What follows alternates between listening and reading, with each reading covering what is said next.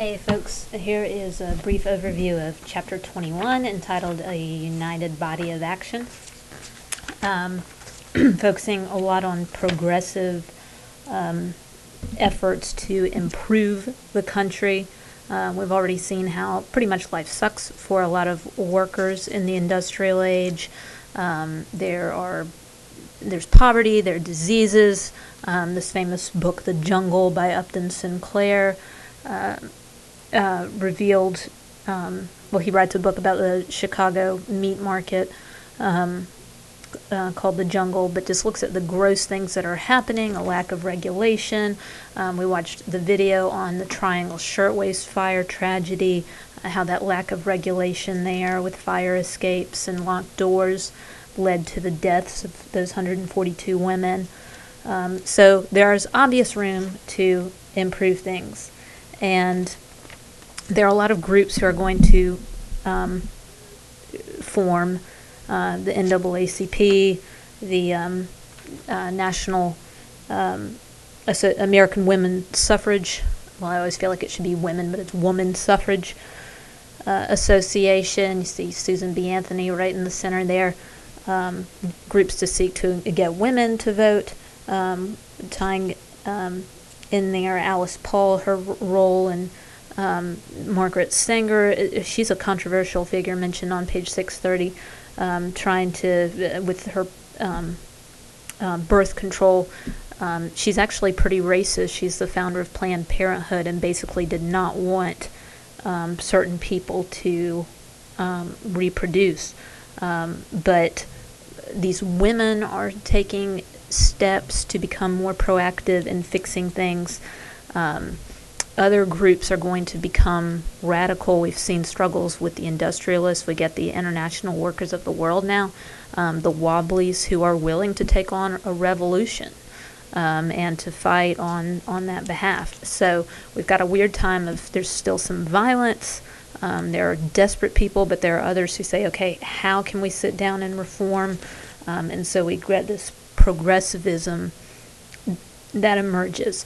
There are a lot of really respectable figures from this time period, one of whom is Jane Addams, opening the Whole House in Chicago, sacrificing a life of comfort so that she can assist families by providing kindergarten, education, art classes, seeking to improve working conditions, and they study these things. This was a map they had laid out of the different immigrant groups and where they were living in Chicago.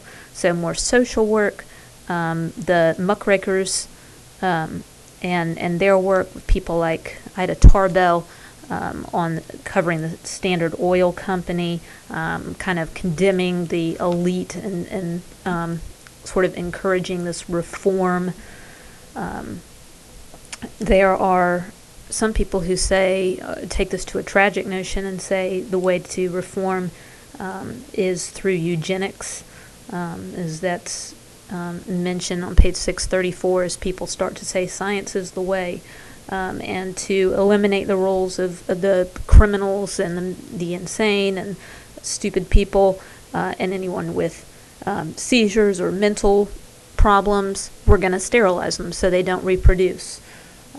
So a lot of issues that emerge there and will continue. That's going to be part of Hitler's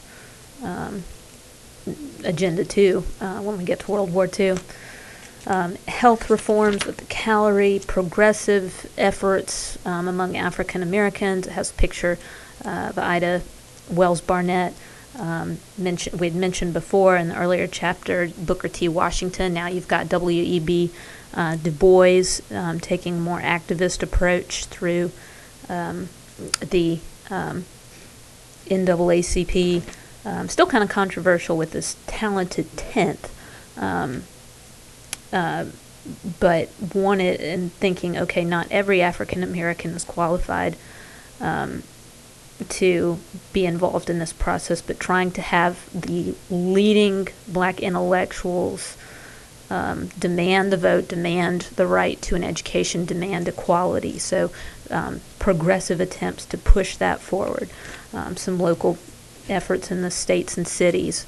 And then a progressive president, Theodore Roosevelt, or Teddy Roosevelt. Look what a handsome, striking young athlete he was. Here he was a boxer at Harvard. Teddy Roosevelt, youngest person to ever become president at 42 after William McKinley's assassination, which is just briefly referred to on the bottom of page 641, top of 642.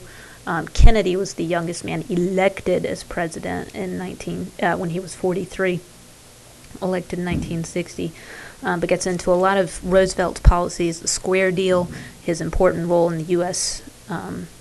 Conservation, meaning preservation, using wisely the America's land. Is going to help develop the U.S. Forest Service, the big stick diplomacy. Here he was with construction of the Panama Canal. And then when he steps out of office, his bud, William Howard Taft, big boy, heaviest president, picture of his bathtub here, 4 grown men fitting in it. Taft wins, you get dollar diplomacy, and Roosevelt comes back and says, I don't love what Taft is doing. So he actually forms a third party, the Progressive Party, sometimes known as the Bull Moose Party, and that leads to the 1912 election where Woodrow Wilson will be elected as president. Wilson, the Federal Trade Commission, they're on the news, the Federal Reserve Act, where we have our Federal Reserve banks all signed into law by Woodrow Wilson. So several complicated parts of America's economic history created or signed into law and pushed for by Wilson as America's interests abroad are starting to grow. So there we are with chapter 21.